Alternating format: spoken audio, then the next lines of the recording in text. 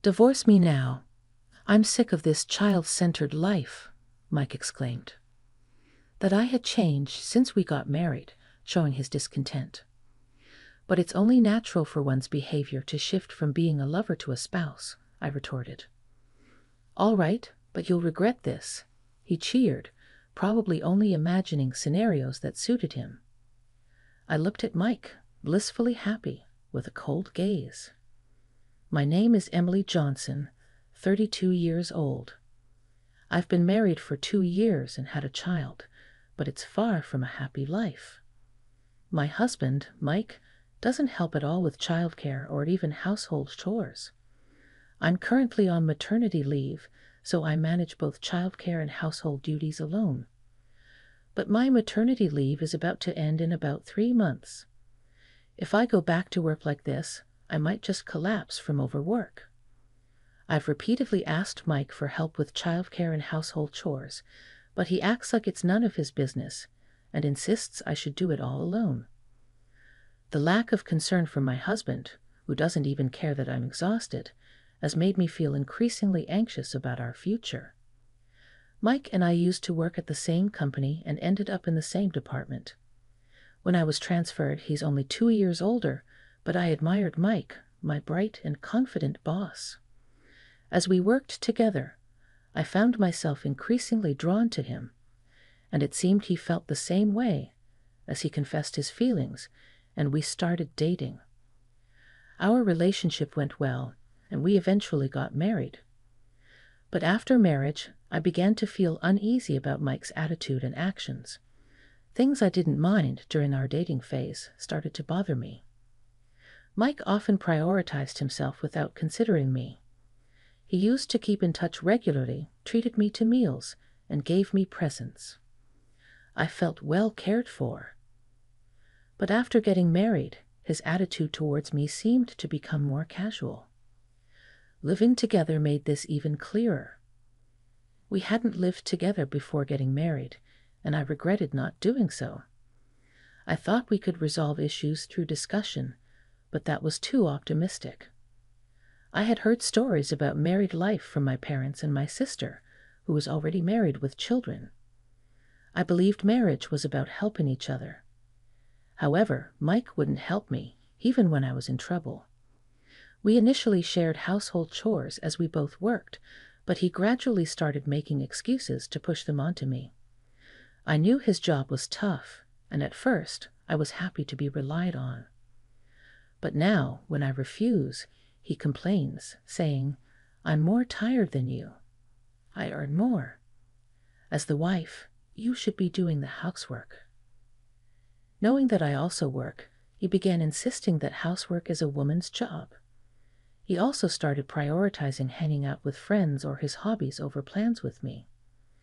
I hoped things would change once we had a child, but even when I was pregnant and couldn't move due to morning sickness, he showed no concern. When I called, he quickly hung up, saying he had a drinking party. I stayed in the hospital for 3 days, but when I returned home with our child, he complained about my hospital stay. Childbirth is just about giving birth. You're exaggerating by staying in the hospital for 3 days.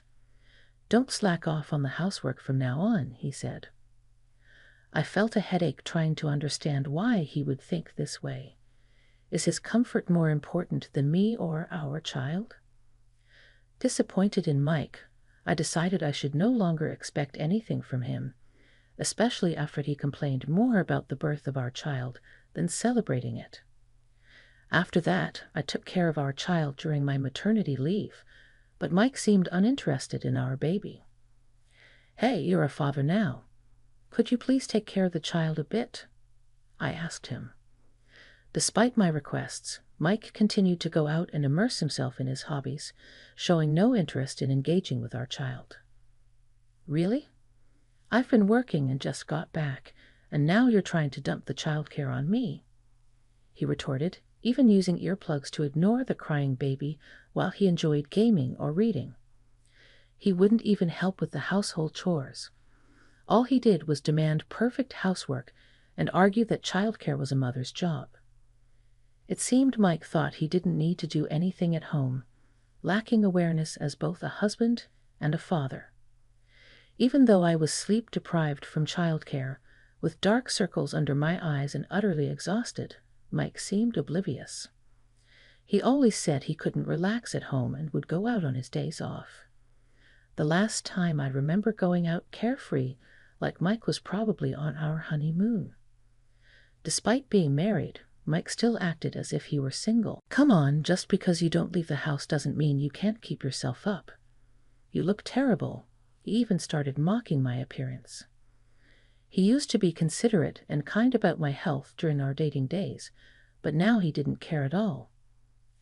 Angry at Mike for dumping everything on me and doing as he pleased, I was too tired to even express my anger. "If you think that way, why don't you help out more around the house?" I retorted wearily. But he only blamed me, saying it was my fault. I had thought he was wonderful when we were dating, but I never imagined he could be like this. Looking back, the Mike I once admired now seemed to have been just hiding his selfishness. Still, since we were married, I wanted Mike to be a proper parent. Hoping for this, I kept advising him. But my heart grew tired as Mike showed no willingness to change his ways. Then one day, Mike said he was going out to play with friends because it was his day off. "I'll be home for dinner. Don't slack off," he said, disregarding my exhausted state.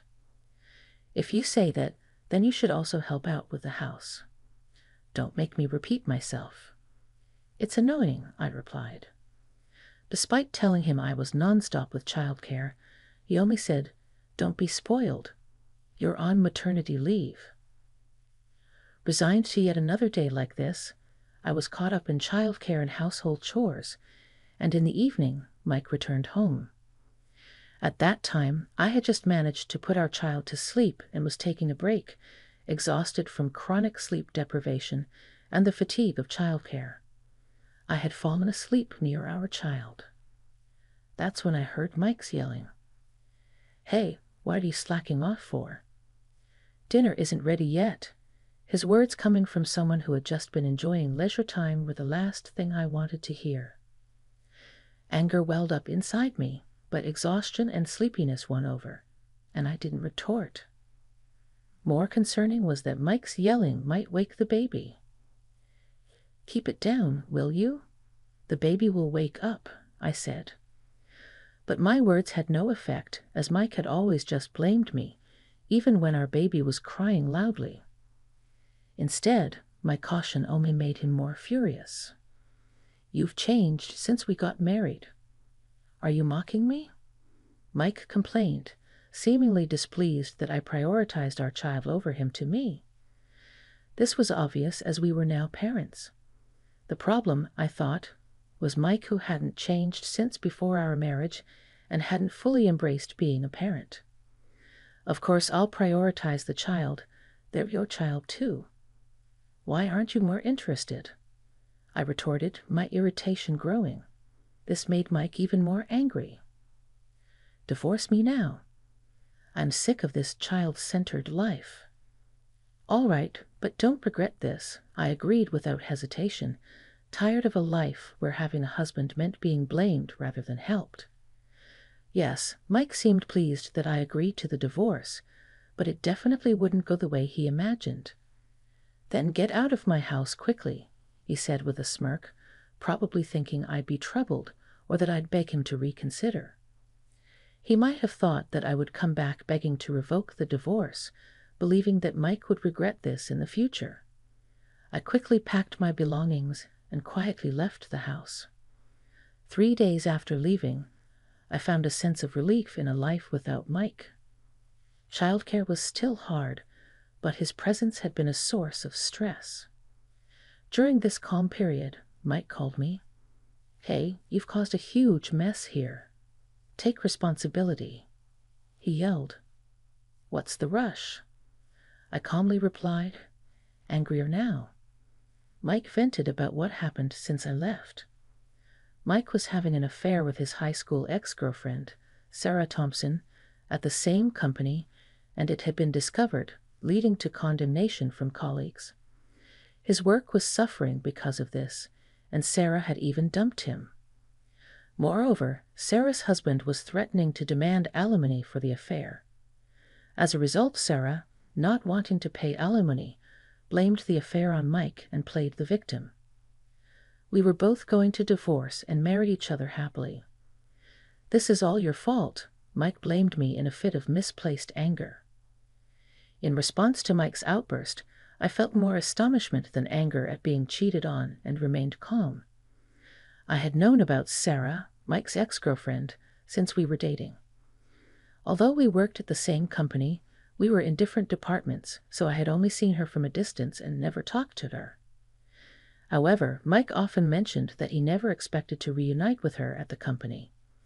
Moreover, I had actually known about Mike's affair with Sarah since it began. The reason was that Sarah's husband, David Thompson, was a friend of mine. David and I had been close since elementary school, often playing together with other kids. We lost touch after moving on to different schools, but reconnected in college and rebuilt our friendship. When David told me he was getting married to Sarah, I was surprised and shared the news with Mike. I remember telling him about it while we were relaxing in the living room, but Mike, absorbed in the TV, probably forgot about it. It was during a time when I was exhausted from solo parenting that David contacted me, informing me of Mike's affair. We hadn't been in regular contact since we both got married, so it was a surprise when he called. David asked about my current situation in a hesitant manner. "I just had a baby, but my husband hardly participates in childcare," I said, puzzled, while inadvertently expressing my exhaustion and disappointment in Mike. Sensing my fatigue and resignation, David hesitantly revealed the affair. "It's hard to say, but my wife has been cheating on me, and after some digging, I found out it's with your husband, Mike." I was informed of Mike's affair for the first time, but instead of shock, I felt a sense of understanding, and my heart remained calm. Mike, who showed no interest in our child and lacked any intention of protecting our family, wouldn't surprise me by having an affair. In fact, I quietly reflected on my lack of judgment. "I see. Now that you mention it, it does make sense," I replied, unshaken, and thanked David for letting me know. Until then, I had felt obliged to try to fix things with Mike as we were married, despite his terrible attitude as a husband. But knowing about the affair, I realized that I no longer needed to struggle with that conflict. David then asked for my help in gathering evidence of the affair. He wanted to collect solid proof to corner them beyond any denial. Feeling angry towards Mike, I agreed with David's plan and decided to cooperate, though I had my reservations. "How can I help with gathering evidence?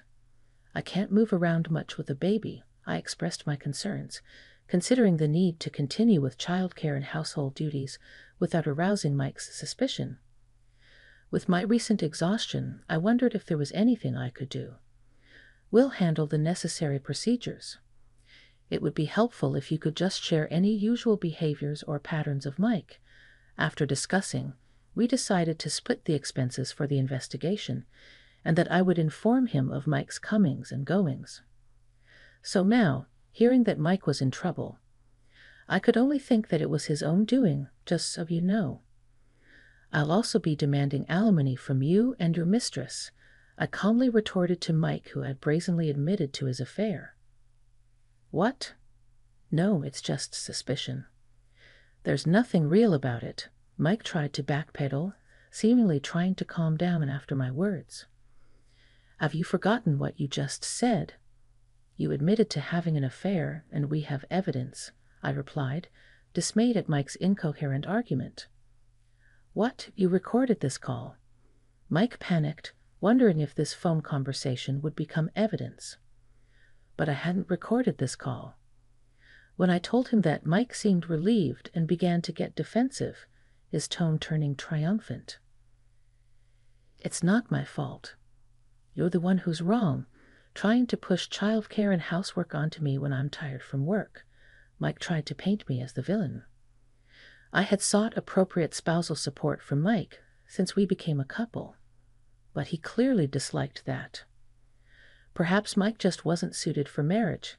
This thought made me tired and almost ready to sigh at my own lack of judgment. Yet his verbal abuse towards me continued unabated. "It's all your fault that I've suffered so much.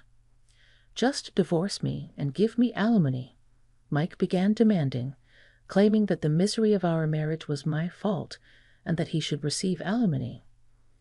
At this point, I just wanted to get the divorce over with quickly. Arguing back and forth with Mike was becoming too exhausting. I decided. "Then send me the completed divorce papers. Once you do, I'll take them to the office," I said, wanting to be ready for the divorce at any moment. Though the alimony procedures were not urgent, when I asked Mike to mail the divorce papers, he seemed confused. "What? Where are you now?" he asked. "I'm at my parents' house," I answered him. It was obvious that the only place I could go with a baby would be my parents' house. "At your parents' house? Then your parents will know about the divorce," he exclaimed, probably worried about his reputation, especially since his affair at work had already caused him trouble. It made me even more exasperated to think that if he was so worried about it getting out, he shouldn't have had an affair in the first place. "If you think you've done nothing wrong, there's no problem, right?" I suggested, trying to move things forward. "I don't want to drag out the divorce process.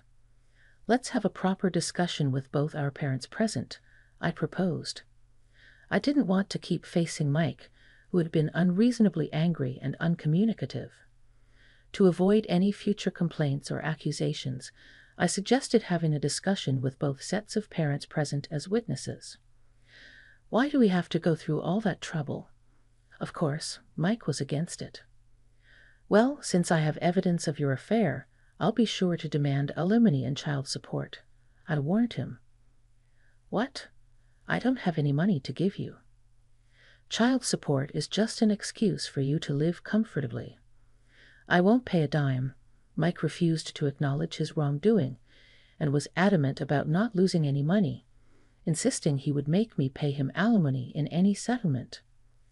This led to the decision to have a discussion with both our parents involved. On the day of the discussion, I left our child with my sister and went to my in-laws' house. Mike likely told his parents lies to portray himself as the victim. Anticipating this, I prepared effectively to convey the facts. As we took our seats, Mike predictably began playing the victim. "I can't take this marriage anymore. I come home from work and you dump all the childcare and housework on me. And to top it off, you've been cheating on me," Mike passionately asserted. I couldn't help but be impressed by his audacity. After all, it was Mike who was relaxing at home while pushing all the childcare and household chores onto me, even neglecting the family to go out and have fun. His performance was so convincing. Anyone unaware of the truth might have been easily fooled. But that's not the story I heard from our daughter. "Are you really the one who was doing all the childcare and housework?" Mike's portrayal of himself as the victim left my father bewildered and seeking confirmation. "Yes, that's right." And when I asked for help because I was tired, she complained. "I've wondered so many times about her character." Mike continued, seizing the opportunity to criticize my supposed bad attitude. But in reality, it was Mike who complained about my handling of both childcare and housework on my own. Listening to him twist the truth so boldly, I remained silent. After Mike had finished saying what he wanted, the atmosphere became uncomfortably tense. That's when I decided to fight back, pulling out a voice recorder. "Ladies and gentlemen, please listen to this." I played the recording which captured our daily life. In it, Mike could be heard using foul language towards me when I asked for help, and saying childcare and housework were a woman's job. "Hey, stop that." Mike panicked, but my in-laws held him back. I then presented photos as evidence of Mike's infidelity. They showed Mike and Sarah, arms linked in situations that clearly weren't just friendly. "What is this? Did you take these photos secretly?" Mike, his face red with anger, slammed his fist on the table and stood up. "So, you admit to the affair?" I retorted swiftly to Mike's accusation of secretly taking photos. Surprised by my response, Mike hurriedly began making excuses. "No, it's not like that. These photos aren't real. You must have fabricated them to suit your narrative." Despite being scolded by his parents, Mike refused to admit his infidelity, continuing to mutter excuses. Disgusted by his behavior, I played another recording. This one captured Mike and Sarah speaking ill of me and David, discussing their plans to divorce and remarry. "I married a wealthy man who listens to me, but I prefer you, Mike. David's just a boring guy. My wife's always nagging, and she doesn't care about me. I should never have married her." Mike laughed mockingly. Their parents, listening to this, glared at Mike with anger in their eyes. "How could you do this while having a family?"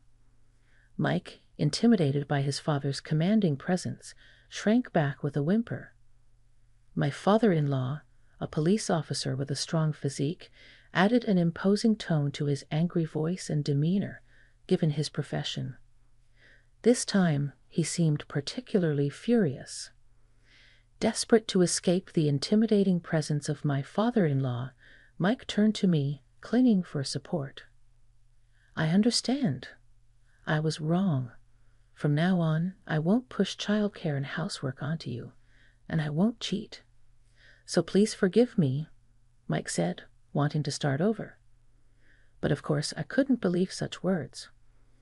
I'd often said that I've changed since we got married. But when we became a couple, I wanted us to help each other. Besides, it's normal for parents to prioritize their child when they have one. I explained to him in simple terms how tough it had been for me to handle childcare and housework all by myself, and how I couldn't continue with someone who lacked parental responsibility. "I'll change my ways from now on," Mike said desperately, tears in his eyes, looking at me as if pleading for forgiveness. With tears in my eyes, I quietly exhaled and looked straight at Mike. "Yes, well, then let's get a divorce," I said. "What? Why?" Mike seemed surprised, as he had probably never expected that I would consider divorce based on the warnings I had given during our marriage. He must have had quite an optimistic view, thinking I still wanted to be with him. Furthermore, even though he appeared to be remorseful now, I knew he would just repeat the same mistakes. Despite my countless requests in the past, Mike had always ignored them and blamed me. I had lost all trust in Mike by this point. "Why? I still love you, don't I?" "I won't agree to a divorce," Mike protested, but everyone present silently condemned him. "After hurting our precious daughter like this, do you think we'll forgive you? We won't entrust her to someone who won't protect her. We won't have anything to do with you anymore." My parents spoke calmly, but their words were filled with not just anger, but also disappointment. In fact, I had put the call with Mike on speaker before answering, despite having asked my parents not to intervene. Upon hearing Mike's accusations and blaming tone, my parents became furious and were adamant about not forgiving him. Since my parents were also a working couple who shared childcare and housework responsibilities, they seemed to despise Mike even more for pushing all household responsibilities onto me. Nevertheless, Mike attempted to cling to us, which only fueled my father-in-law's anger. Following my mother-in-law's guidance, we left my in-law's house. "I'm truly sorry, although an apology can't make up for everything, Emily. He's caused you so much trouble," my mother-in-law said with a sense of remorse.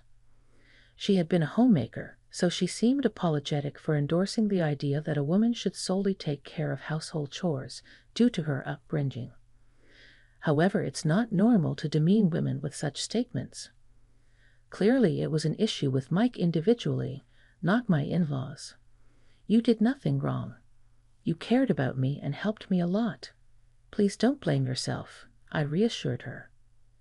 I didn't hold my in-laws responsible for the situation, so I said that to my mother-in-law and left their home. Afterward, through a lawyer, I claimed compensation from Mike and Sarah. The evidence of their affair was solid, so the amount was quite substantial. Furthermore, I demanded child support from Mike. He resisted, but my in-laws wouldn't allow it. As a result, both the compensation and child support were paid as required. Additionally, it seems that both of them were caught misusing company resources, not just having an affair at work. After Mike and I started working at different places following our marriage, he frequently met Sarah within the company. They escalated their activities, believing they wouldn't get caught. However, their affair was recorded on the company's surveillance cameras. Consequently, both of them were dismissed from their jobs. Since Mike was living in company housing, he was evicted and tried to rely on his parents. But his angry in-laws wouldn't allow it. Now, he's struggling to make ends meet, paying for his living expenses, compensation, and child support all on his own.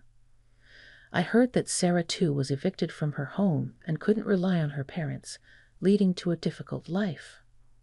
Considering how they had belittled and indulged themselves at the expense of others in the past, I believed they were getting their just deserts.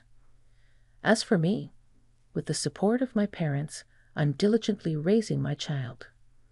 I no longer have to do everything on my own. So although parenting is challenging, I have more mental room to breathe. I can sleep well at night now, and the dark circles under my eyes have disappeared. David, too, is leading a peaceful life after the divorce.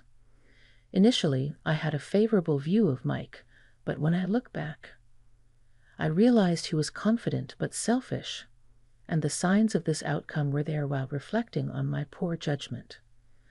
I want to do my best to ensure our child grows up healthy and happy.